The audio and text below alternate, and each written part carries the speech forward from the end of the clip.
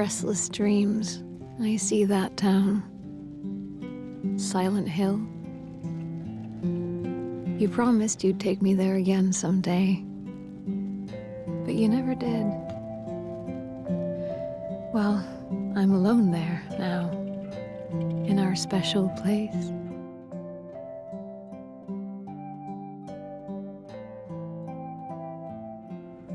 Waiting for you.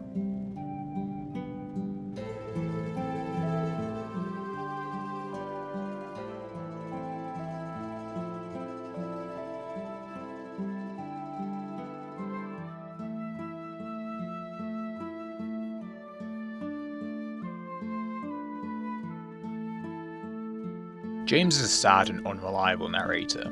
He's been called Silent Hill due to his wife telling him to come get her from their special place after 3 years. The only problem is that Mary died from a disease. Mary died of that damn disease 3 years ago. But through James's grief and desperation, he hopes that Mary is still here at Silent Hill. James is rocking the "Where's My Wife" fit. You have your bomber jacket matched with some variation of jeans, cargos, or chinos. The only thing that you're missing from this fit is your wife. This phrase was coined due to how many Bond protagonists wear almost the exact same thing, with almost the exact same plot driving each game. Speaking of, as you walk down the stairs and into the forest, the atmosphere overwhelms you. The fog is the first thing that wraps around you and stops you seeing any further than Silent Hill wants you to see. The sound design is what makes the atmosphere so raw and unfiltered. The remade sounds were made by adding on top of previous aspects found in the original game, but the new sounds were made by using Foley from Bloober Team. Them adding, or should I say removing, already present sound effects improved the gameplay. Since Bloober wanted to emphasize the use of silence, they let you sit with the unknown, the things that lay just outside your view. And we knew that playing with silence, playing with specific sounds, it's the most important thing. Like in this game, like every sound, even for monsters, has a meaning. The claustrophobia that forms around you as you listen to the tapping of tree branches, the rustling of leaves, and the odd scurrying of something out there following you. The exploration through the forest is the first instance of how this game lets you explore the map. The game doesn't have any quest markers or details of where to go. Whilst you do have your map, you have to first explore the area to actually see it, given breadcrumbs of information on how to move on to the next area. But the game also endorses going off the beaten path by giving you ammo, health items, and it also gives you other world-building aspects, like letters and newspapers. The designers for this game specifically wanted this walk down to the forest, towards the cemetery, absurdly long, to give you the idea that you're already too far deep, and so there's no point in turning back. But just as that thought starts to cross your mind as a player, you're given a save point in the manifestation of a red square. This is the game introducing the idea that logic shouldn't be applied here, as there's much discourse around this topic within the community. Some claim it's to do with an ancient cult putting seals around Silent Hill, and James doesn't understand the eldritch horror, so his brain starts hurting. It's like someone's groping around my skull. Some chalk it up to the encapsulation of a TV, as when this game was first released, aspect ratios were 1:1, making a perfect square. This would also explain the groping feeling, as it would be breaking the fourth wall, telling you, the player, that you're controlling him. Games around the early 2000s were basically potato-level hardware from today's standards. The reason why I say this is because modern games are about 50 gigabytes, and games back in the day were around 1 to about 3. Due to this massive limitation, game developers had optimization at the forefront of their discussions. As during Silent Hill 2 production process, the developers and the playtesters and the QA testers all came to the same realization that the game ran like garbage. Due to this, they had to think about ways to cut corners, and it was a massive discussion for such a long time because they were worried that they were going to have to render the entire town. But the lead designer asked why they couldn't just put fog around the main characters so you could only really see 4 to 5 feet in front of you. さっきも言いましたけど、その異様な感じですか？ This would add to the tension of the game because you couldn't see where you're going, and it would also solve the optimization problem because then you would only need to render what is immediately around you. It would also mean that it would improve on the atmosphere. You would have to rely solely on sound to know what's up ahead of you. All this is ironic considering the fact that the modern day Silent Hill 2 remake actually had the same problem. Because modern hardware has gotten so good, the developers thought that they could just render the entire town of Silent Hill. Modern day PCs can't all handle that. Due to this, as of a year and a half since the game's come out, modders and developers have since come together and solved this problem. So optimization has gone back down to a reasonable state. I just think it's ironic considering the fact that it happened to this game in particular, considering that we had this problem 20 years ago.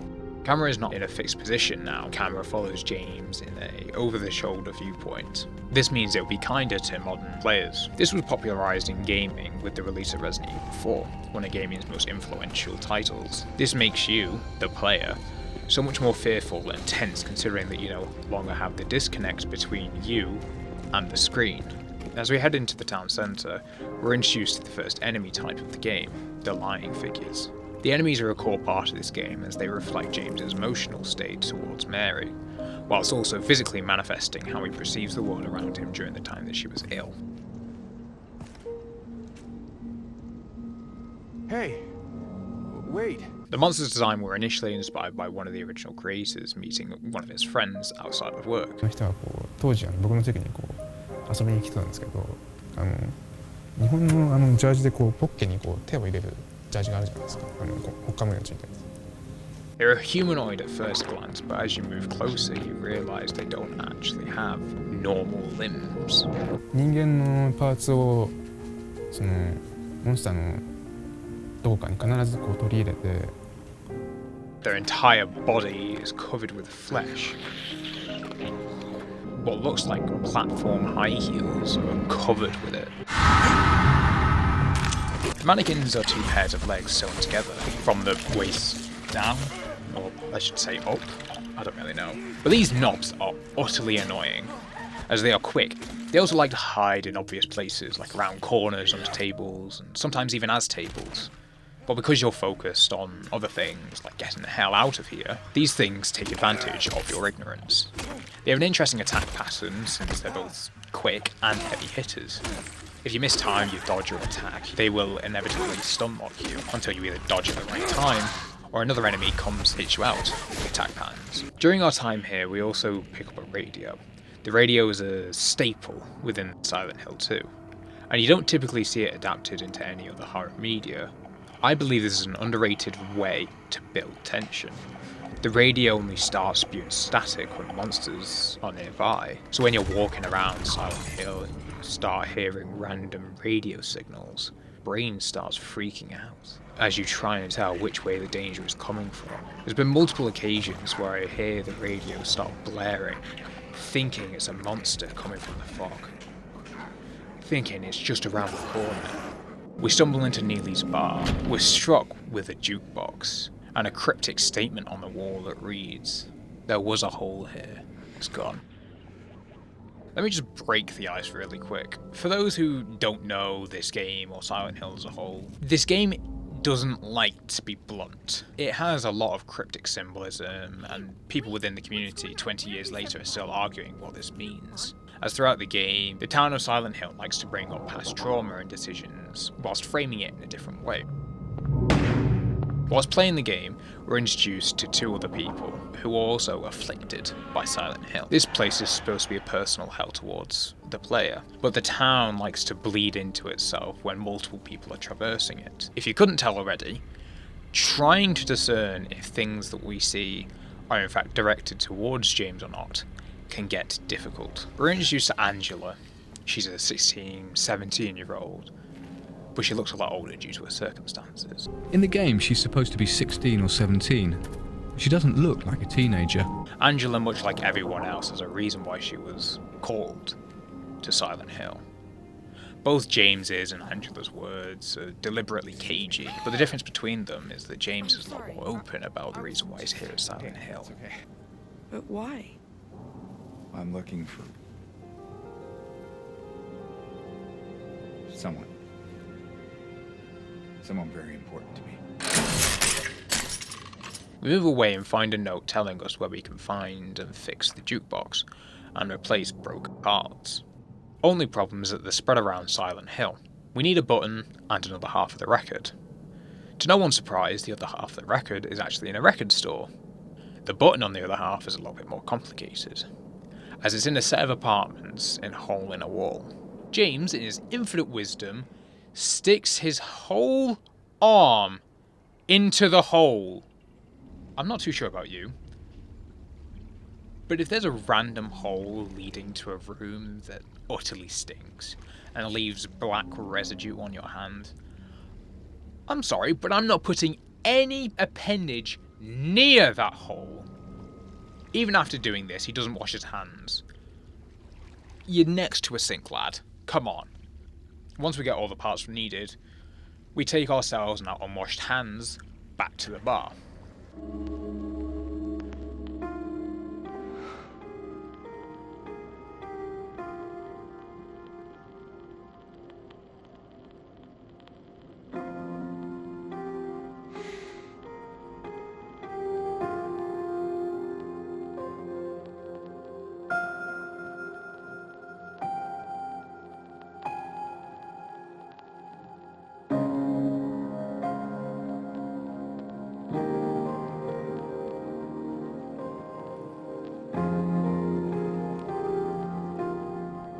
Park on the lake. We spent the whole day there. Just the two of us staring at the water.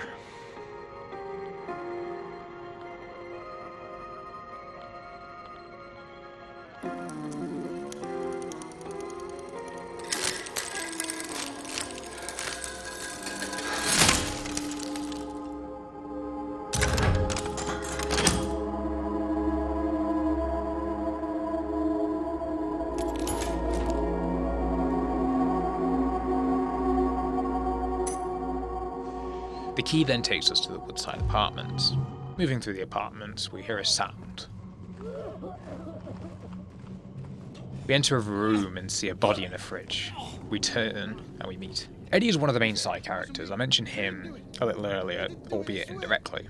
During our time in Silent Hill, he and the girl that we met earlier are also meandering around their way through Silent Hill, dealing with their own personal problems. Whilst we do cross paths with them a couple of times, we mainly all keep to ourselves. Eddie's first words are, Hey, who's there? It wasn't me. I didn't do it. I didn't do it, I swear.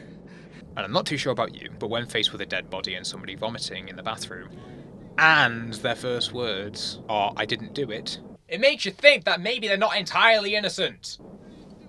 That's just a thought, you know. Eddie has to go with James. Hey, you want to come with? Maybe together we can find a way out of this town. Oh, sorry, but I can't leave. Not yet. James declines as he thinks that Eddie's going to slow us down. During our leisurely stroll through the apartments, we find a key on the other side of the guardrail, close enough to where James can actually stick his arm through and grab the keys. Again, with sticking your arm in things, you have a melee weapon, just use that. Hey! Wait! Oh, okay, right, yeah, sure. Quick question. What the hell is a little girl doing here? There are monsters around, never mind the fact that she's here unharmed. But before we get any actual answers, and to the multitude of questions that we have, she runs away. So once again, keys and locked doors are staples within horror games. Resident Evil and its 20-some games, including spin-offs, still use this mechanic 30 years on. I suppose, as people say, if it isn't broke, don't fix it. It's not like we have literal shotguns, grenade launchers, or RPGs. And still, a wooden door with a normal lock is basically impenetrable. If Umbrella wanted to stop Mr. X, Nemesis, or Mother Miranda from breaking out and causing problems, why don't they just install wooden doors everywhere? Video game logic, ladies and gents. Gotta love it. We turn the corner and our radio starts going wild. We see a red light in the distance, and something else is there. As we move closer, we see him.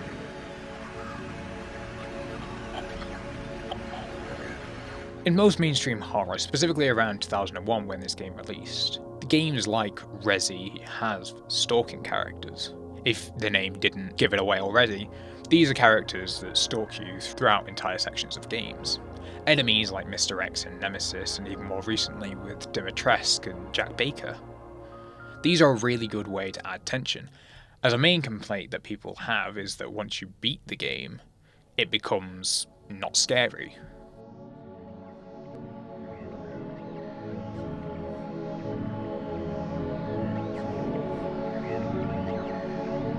He is probably one of the most recognisable figures in all of horror. He rivals the likes of Jason and Michael Myers with his iconic design. Whilst he's had some variations over the years, when it comes to his look, the remake keeps it faithful. Pyramid Head doesn't stalk you.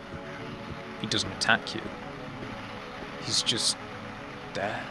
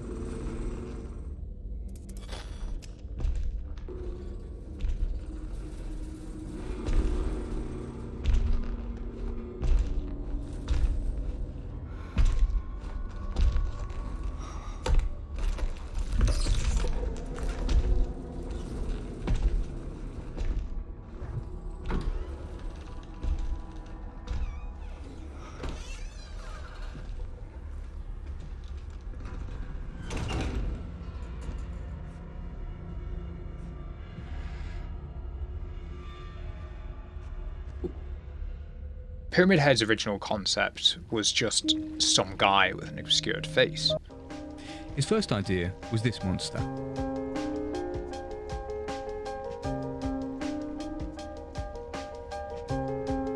Then he realised that it was nothing but a human in a mask. He changed it to a pyramid shape due to the humans not having any right angles, which means it's a lot more eerie. He also states that, in theory, you'd be able to injure yourself on these right angles, and it would show the appearance of being more dangerous compared to everything else that's just fleshy in Silent Hill. This didn't stop them from using the original concepts, because 6 years later they would use this idea of a guy with an obscured face as the Butcher in Silent Hill Origins. Which is funny because Pyramid Head still makes an appearance. I mean, yeah, it's through painting, with the title of Executioner, but he still shows up. Speaking of him showing up, he's also seen multiple times throughout the franchise, as he's universally known as the guy from Silent Hill. He appears in Silent Hill Homecoming, well, I mean, sort of, since the main protagonist becomes a version of him. He is then renamed as the Boogeyman in the evil ending for this. Originally, the studio wasn't going to go down this route, because the producer was solidly against the idea. The staff argued back, saying that this is what the Silent Hill fans wanted. Ironically, this actually made the fans quite angry since Pyramid Head is supposed to be a personal, flawed representation of James Sunderland. He also briefly appeared in both Silent Hill Downpour and Silent Hill Arcade, with Downpour being a little bit more humorous as Murphy Pendleton, the protagonist of the game, meets Pyramid Head at a surprise party along with every other Silent Hill protagonist up until that point of the game's release. With Arcade, he's only in one section at the boss fight, and from what I've gathered, the game's plot is just a complete and utter fever dream, as it stitches Silent Hill 2, 3 and 4 into a new plot that's about a boat sinking because a girl got drowned by her own mother. Sure, why not? He's also appeared in the 3 mainline Silent Hill films: Silent Hill, Silent Hill Revelations, and Return to Silent Hill. He's perceived as just another antagonist to the film, as he doesn't serve any plot relevance like he does in Silent Hill 2. He just kind of harasses the main characters in the first 2 films. I think it's best if we don't talk about Return to Silent Hill. All these different variations or versions of Pyramid Head can get confusing, since the story of Silent Hill isn't one long string of games, like each installment linking into the next one. Look at the Saw franchise, or I hate that I keep bringing up this franchise, but Resident Evil, as it is an exact opposite in regard to the story. While Silent Hill 1 is seen as the absolute start, Silent Hill 2006 tries to retell the story whilst using the same resources, but different. It's hard to explain if you haven't already seen, played each one of these, as some of the characters are the exact same, but different. Somehow, the same cult is in both, but different. Please don't ask me, since I will go off in an even longer tangent about this. If your brain didn't grab all this information, I understand. I'll give you the TLDR. The entire story of Silent Hill is just a massive soap opera, without anyone actually meeting each other. Pyramid Head is supposed to be bespoke to James, but the designers did such a great job in making him that he usually appears in other forms of Silent Hill media, even when it doesn't make sense to do so. This is so that the dum-dum audience, like myself, know that a piece of media is part of the Silent Hill franchise, even though it has the Silent Hill name. I'm sorry about that tangent, that was way too long. Let's try and get back on track. This is a great narrative decision, but breaking the mold so obviously and so early made me realise that this game is definitely going to become one of my favourites. After a few puzzles, James finds his gun. This game is different on how he wants to use it. Games like Doom, Resi, and a few others around this time usually want you to go and run and gun. Especially Doom is the epitome of run and gun. This game though wants you to use your gun, but less as a confrontational thing and more as a self-defense mechanic. Due to increasing the game's difficulty means that you actually get less ammo. This game also doesn't want you to rely on guns, which is why it gives you melee weapons, as Silent Hill wants James to confront his feelings whilst being up close and personal. Just as we get our gun, we hear a scream. We turn, we leave, and there's a body in front of a TV.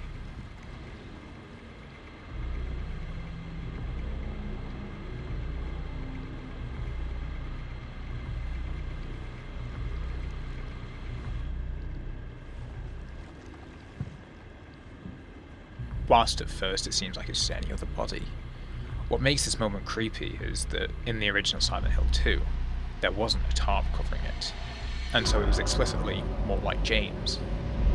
God, who could have?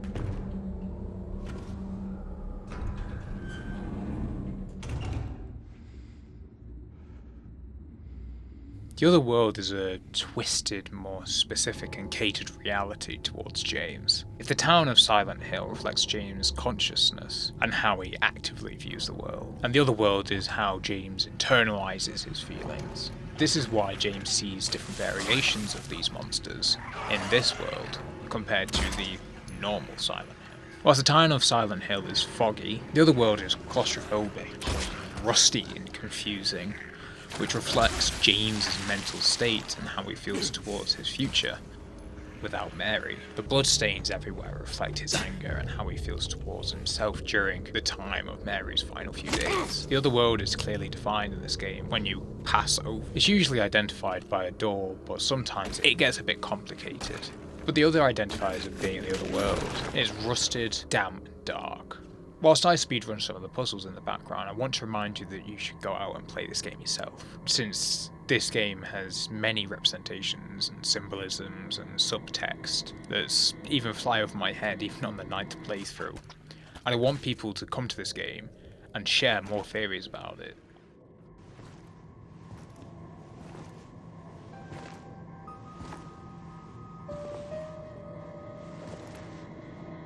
Oh. It's you. Yeah. I'm James. We meet back up with Angela in quite a delicate state, brandishing a knife in front of her while staring into a mirror contemplating suicide. This is Angela's first real conversation with James. When James first came into this room, he thought he was going to have to talk down Angela from suicide. But Angela flips the entire script and starts confronting James after he talks about how things can always get better and how there's always a way out. In actuality, it's telling us, the player, what type of character Angela is within this story. You. Angela's and James's story run parallel and awfully similar. James doesn't want to accept what's happened, and Angela has accepted the situation and is looking for an easy way to deal with it. Both of these are extremely unhealthy, because either on one side you're running away and not wanting to deal with it, the other side is ending it. With Angela, it feels as though we're talking to two different people, as she flip-flops between an older, jaded, jagged version of herself and a younger, more innocent version. This can be attributed to the way that humans deal with trauma.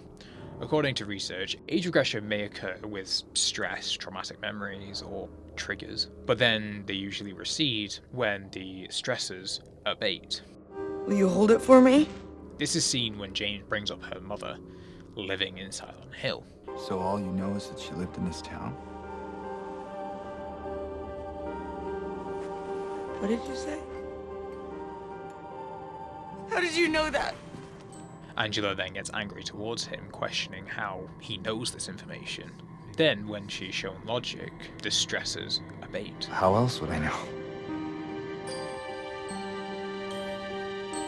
Yeah. Before we can ask any questions, she runs off. I've been bad! Please don't!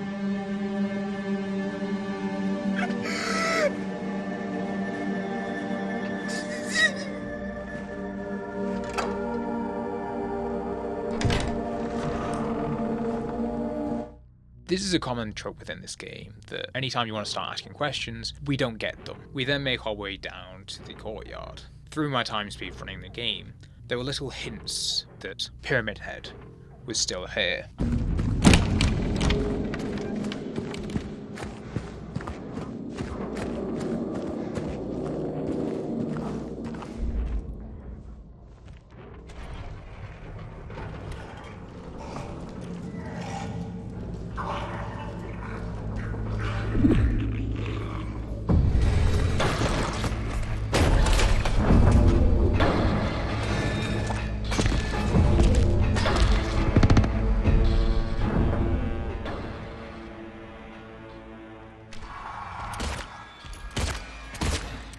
It's got pretty standard gameplay mechanics, i.e. shoot big villains until they die.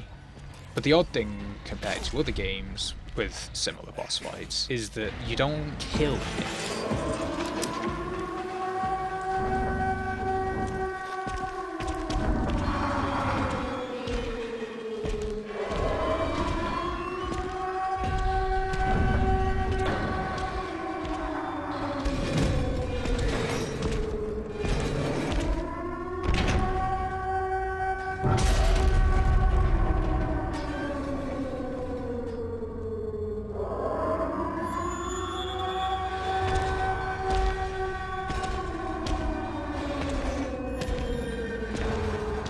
funny little side thing is that you don't actually even have to attack him. You can run around for 3 minutes and he just leaves.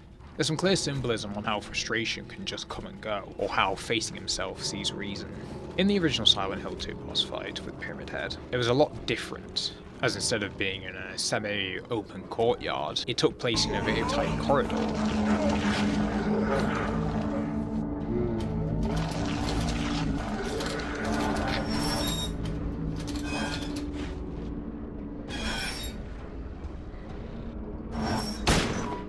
In the remake, you can actually go and see where the stairs are. There's actually a lying figure there, but no Pyramid Head. There's also a glimpse. These are little collectibles around Silent Hill, showing you different parts of the games that kind of crossed over with the original. It's a little nod from the devs over at Bloober Team. The room is also wet, as in the original, once you'd beaten Pyramid Head, he would retreat into the water.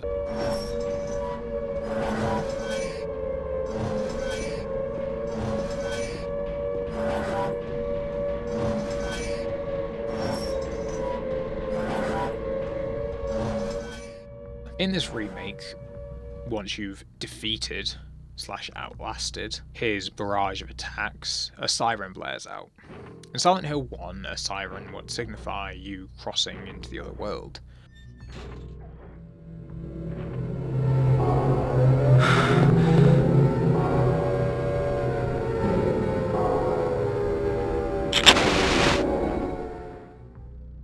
Whereas in Silent Hill 2, it signifies you crossing back over into the real world.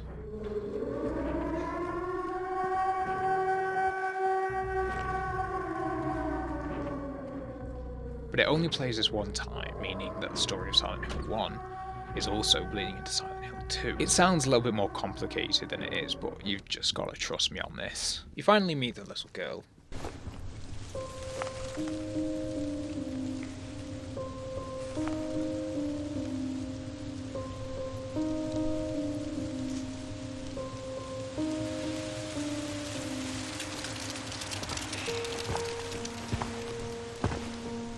Hey, it was you, wasn't it? You're the one who stepped on my hand. Maybe I did. She's holding an envelope that is oddly similar to the one that James received. Before we can ask any questions, she yells at us. You didn't love Mary anyway. Before we can get any answers, she leaves. This raises a number of questions, like, how the hell does a random girl know Mary? And again, how the hell can she run around here unharmed? As we go and chase Laura to try and get some answers, we find little newspaper clippings about the town of Silent Hill, before it was this utter hellscape. This place was originally a tourist resort, with rustic homes, and the main attraction being Toluca Lake. James goes to the pier, believing that it's one of their special places, and bizarrely, there is someone, although it isn't Mary.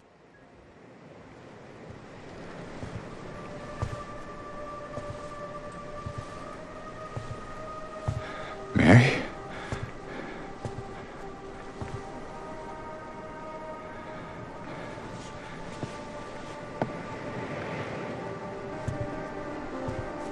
No. You're not. Do I look like your girlfriend? No, my late wife. I can't believe it. Your face, your voice, you could be... My name is Maria.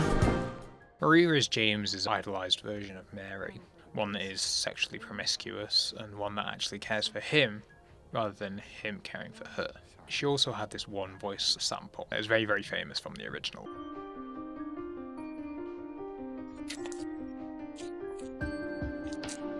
No, you're not. Do I look like your girlfriend? In the original, the developers made Maria a flawed but accepting character. So Maria is a woman who has her weak points, but takes full responsibility for them. She flaunts her tummy with a little roll of flab. She had a very small but noticeable stomach roll, open skin blemishes, and dyed hair that, according to the creator, she was brunette but ends up dyeing it blonde. She is a brunette. She's not blonde. She dyed, red, and she dyed, she bleached. While she has all these flaws, she flaunts what she has. She isn't perfect, and that's the point. In the remake, you actually lose this pseudo oxymoron with a character, because in the remake, she is perceived as a drop-dead gorgeous person. She is perfect, and I personally believe this is one of the handful of negatives that I have to give the game, because it takes away from the reason why the character was created in the first place. In the original, Sato said that he didn't use motion capture for the face. I didn't trust the face motion capture. That motion capture system took just the position of the skin. Due to him being worried that it wouldn't get the detail needed specifically for Maria. Motion capture cannot capture it. Which is quite ironic considering that 22 years later, they used that same technology for the same game. So head-mounted camera that capture all the actor expression, subtleness and everything on their faces. If we go back to the main story really quick, this isn't what James was looking for. But Maria tells James that there's a special place for two people, so James, with nothing to lose and probably wanting to be with Maria, follows her. During the leisurely walk, James and Maria talk. Of a special place for young couples in these parts. Which is different from the original. What I mean by this is that remakes nowadays artificially bloat the content, while simultaneously taking away entire encounters. While Silent Hill 2 Remake does remove some things, Eddie talking about pizza. This town is full of monsters. How can you sit there and eat pizza? And different boss fights being in different locations. It adds so much more in its stead, making it a spectacle. During our leisurely walk, Maria actually talks to James. This is wildly different compared to the original, and this adds so much more character depth and world building to Silent Hill. You can see this within the runtime because you get a runtime of about 4 to 9 hours depending on how well you do the puzzles. Whereas in the remake, on average you can get about 9 hours to about 12 hours. Within those 10 hours, Maria acts differently. James? What are you doing? She calls the player out for doing certain actions and provides more depth as you're walking around the town. There's something wrong with it. I think we should leave. Oh, loosen up, James. It sure beats running around with those monsters out there. There is the one scripted event that caught me off guard, where Maria actually calls you out for saving the game. James? Is everything all right? She talks about how you just froze up. Hey, you okay? It's like you froze for a second. This is Maria kind of breaking the fourth wall and showing that you don't have a safety net. Because save points were originally seen as this safe haven where you can freeze the world around you so the action stops, and so it means you can actually see what goes on. Whereas now you realize that you're also stuck here with James in Silent Hill because you don't have this safety net anymore where you can just put the game down and walk away. If you don't believe me, I have this one little clip. Although I did think I was safe in this situation.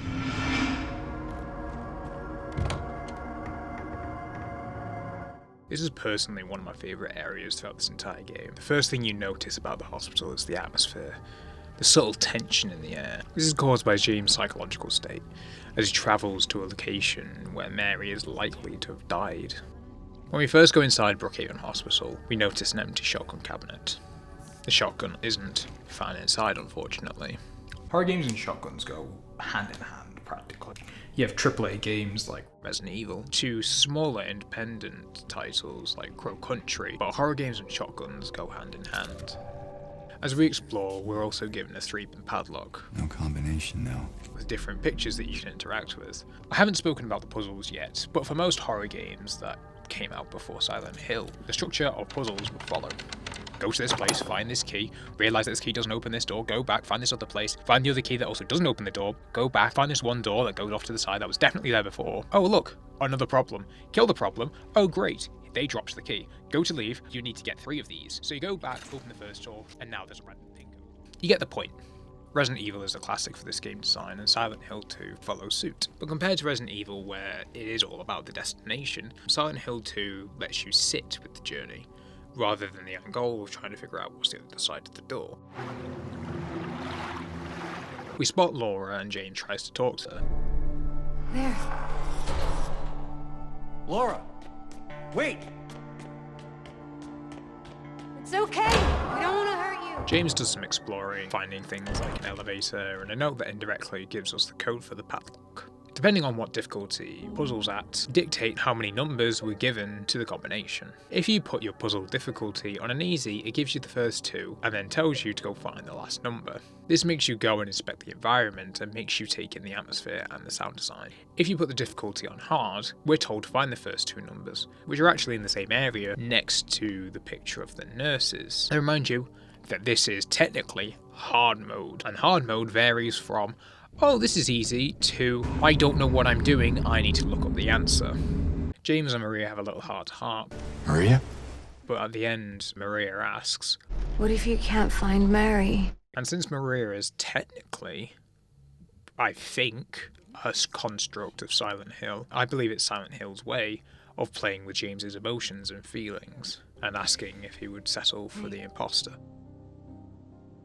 It's okay. As James moves throughout the hospital, he runs into the bubblehead nurses. Silent Hill dresses the monsters quite provocatively, much like the other two enemies that we've come into contact with. They don high heels and cleavage on full display. The stockings and knife come with it, but they're lacking something. Every enemy type in this game doesn't have a face. Pyramid Head obscures his, and the mannequins are just two sets of legs. The lying figures, whilst they do actually have the shape of a head, have no actual features of one. James carries on going through the hospital. I want to take this time to remind you that this is a retrospective.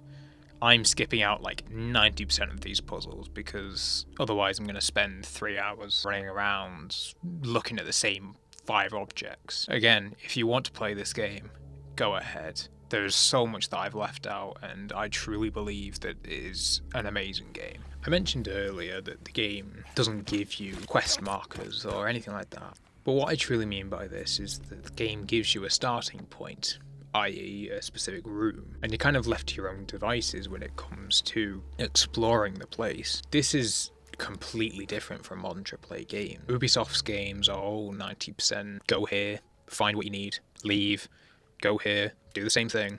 Same with Rockstar games.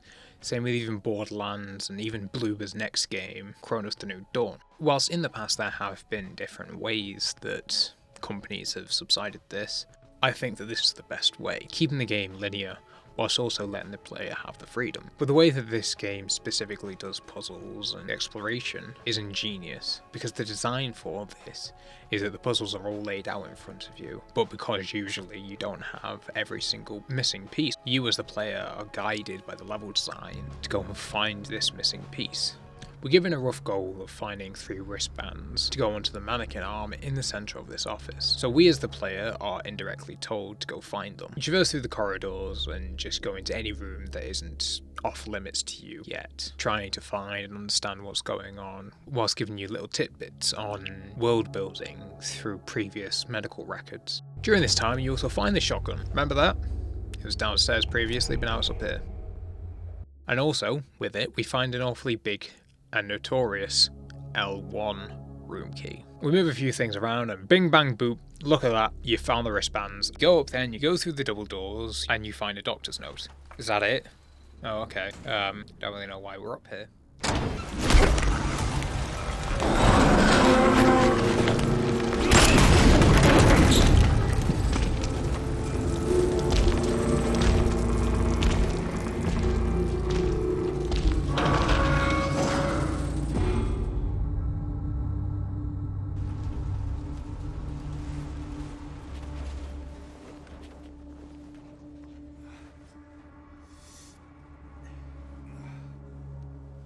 Pyramid Head throws you down to the other side of the door where you saw Laura.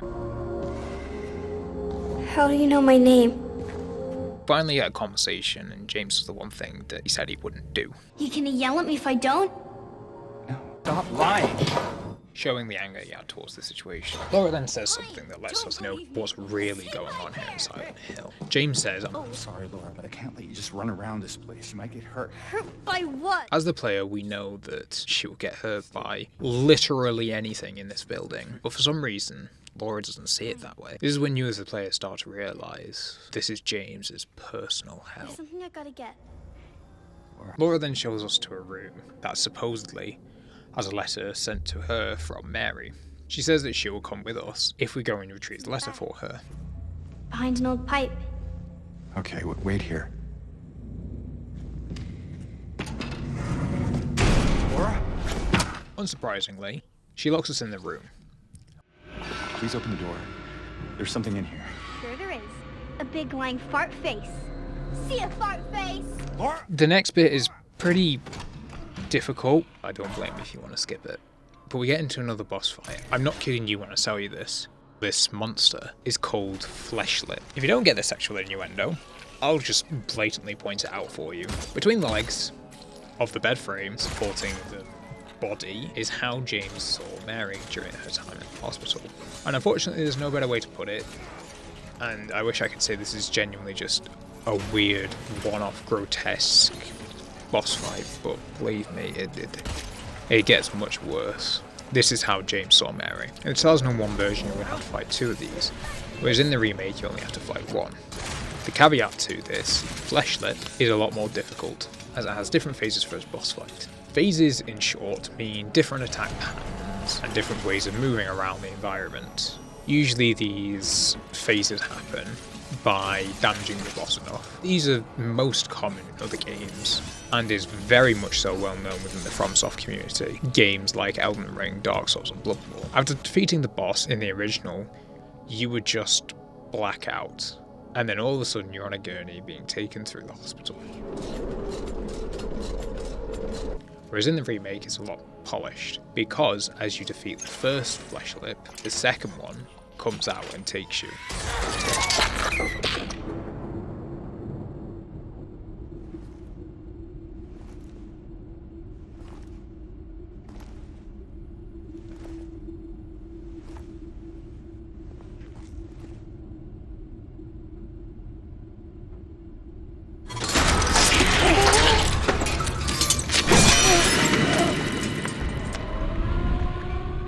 Clearly Bloober Team still wanted to use both of them, but I think having 2 boss fights running around the place would have made it difficult.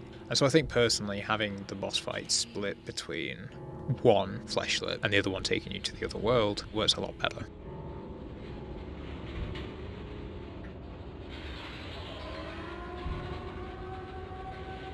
The Otherworld Hospital is different from the normal hospital. The normal one had clinically white adornments, whereas this one has deep, never-ending black pits. Rust and blood is covered on every surface, and the enemy has even changed too. Now lying figures spew acid. The nurses are incredibly dirty. You start exploring the hospital, retracing your steps from the normal world. You stumble upon a mannequin with an instrument of force placed next to them. You interact with the mannequin, removing parts until you can finally get access to the eye. Unfortunately, we can't complete the lobotomy anymore, so we move on and search for the supplies needed for it. Once you've broken through a handful of walls, you can finally come across the Key of Bliss, which is a lobotomy tool used back in the 1930s for people with schizophrenia, mania, and manic depression. A surgeon would drill into the skull and cut the white matter connecting the prefrontal cortex to the rest of the brain. As you head back upstairs to the mannequin to finish the procedure and get a lapis eye key, you go back to the box in the middle of the hospital, and you can see that it's been chained up 3 different ways.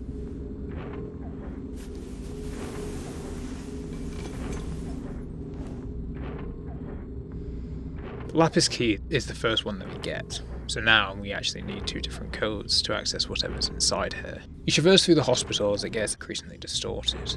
More rust is everywhere, more flesh, more blood than ever. James contributes as he pushes through against different variants of nurses. Barbed wire is also everywhere. You traverse doing more puzzles, telling you the code, leading you on like breadcrumbs, getting one code after another, and then burning an electric shock gurney to get another piece of the puzzle. You go back and input everything, and after spending 2 hours trying to find and decode what could be in this box, is it a note that tells us everything here is fake and futile and we should give up and move on? Who knows what could be in this box? James hesitantly opens the box, and then there's...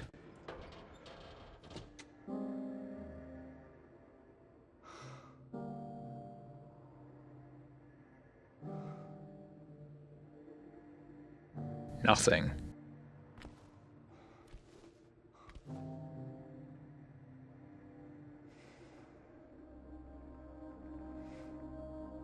I beg your finest pardon. What? I've just spent the past how many hours running around this hospital for nothing. If I haven't told you already, go play this game by yourself. It's reveals like this, and believe me, they happen later on as well, that truly make you feel as though you're James. It's this reinforcement of the town telling James not to expect to find Mary. As throughout the game, we've always been asked, what if she isn't there? What if James has just come here to torture himself? What if she isn't in your special place? Although I complain about it, I personally think this is brilliant. Because instead of us not knowing who Mary is and physically not being able to connect to her on any emotional level, is genius because it then shoves in our face something like this. Us going through these trials and tribulations of puzzles, and then just for us to get nothing at the end. To show you how fruitless the whole situation is for James. It's so smart that both us and James don't know what's going to happen. It is genius of them.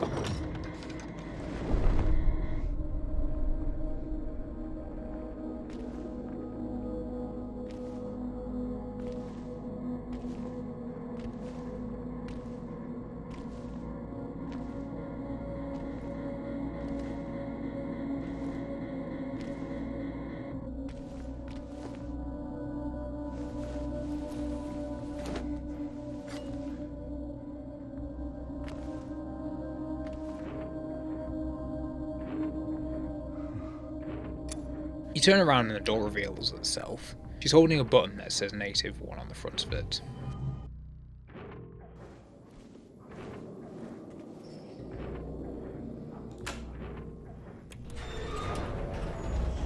Everyone, thanks for tuning in. Welcome to another exciting edition of Trick or Treat.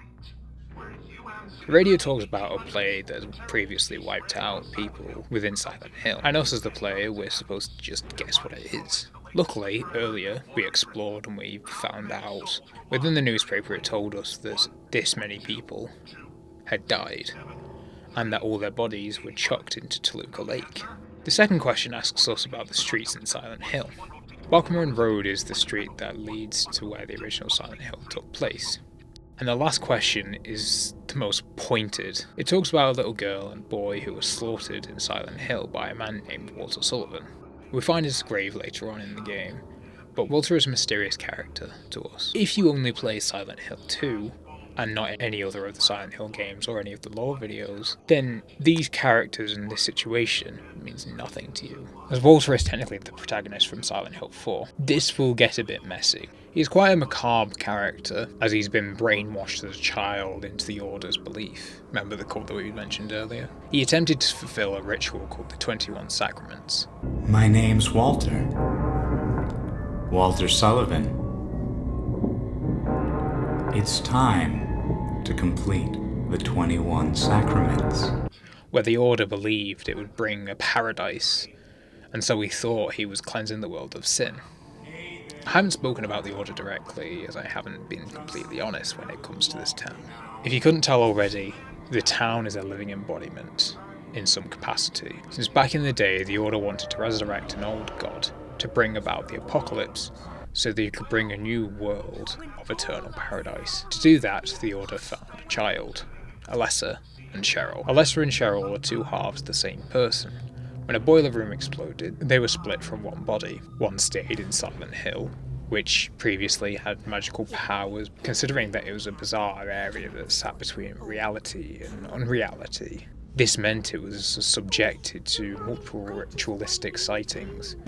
The old gods haven't left this place. And old gods making it their home. And the other half was adopted by the protagonist of Silent Hill 1, Harry.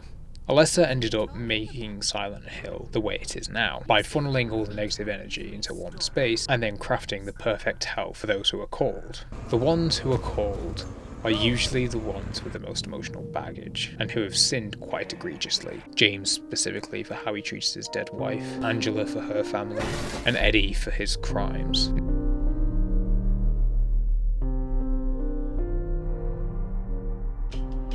Killing a person ain't no big deal.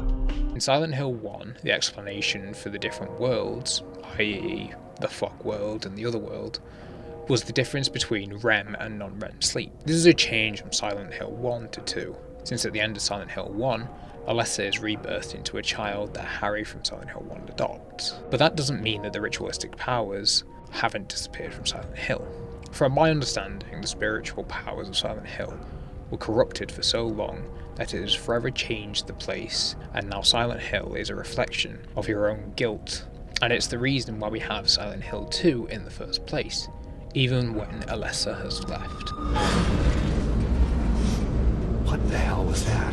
Let me remind you, all this came about from one off-the-cuff mention of a killer in a newspaper, in a game show, that doesn't even fit within the story. If this doesn't show you how detail-oriented this game is, I genuinely don't know what will.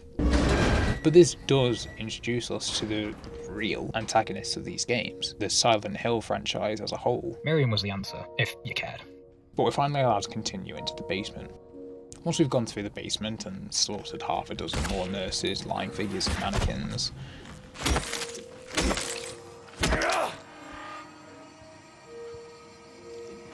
we find the copper ring that's needed to open the door. Remember? James. Mary! Oh. Maria, I thought... Sorry. Anyway, I'm glad you're alive. Anyway! Maria then turns up. Remember her? She ends up scolding us for leaving her and using the word anyway. I have never been so scared in my whole life. After James mistakes her in thinking that she was Mary. After she's done scolding us, Maria asks about Laura. So what about Laura? James then asks, do you know her? And Maria says that she feels as though she needs to protect her. I don't know, for some reason I feel like it's up to me to protect her. You find the other ring that's needed to open the door. Oh, God.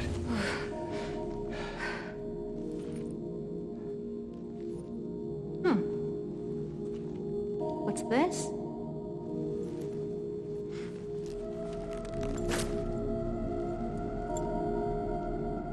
Not very cute, is it? Here, why don't you take it? Thanks. You make your way back up.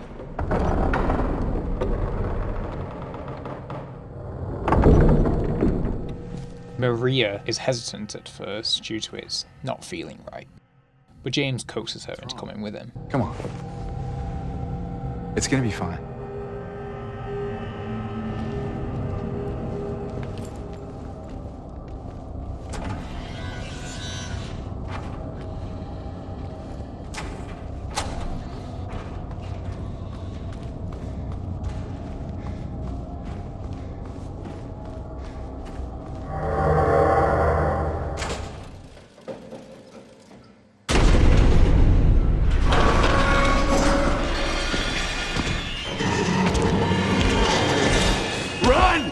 They both go downstairs and start getting chased by Pyramid Head. This is another part of Silent Hill that I'm not a massive fan of, because it falls into this ludonarrative dissonance where no matter how you approach this chase, Maria will always be in front of you when you're playing, but as soon as the cutscene starts, she's behind you.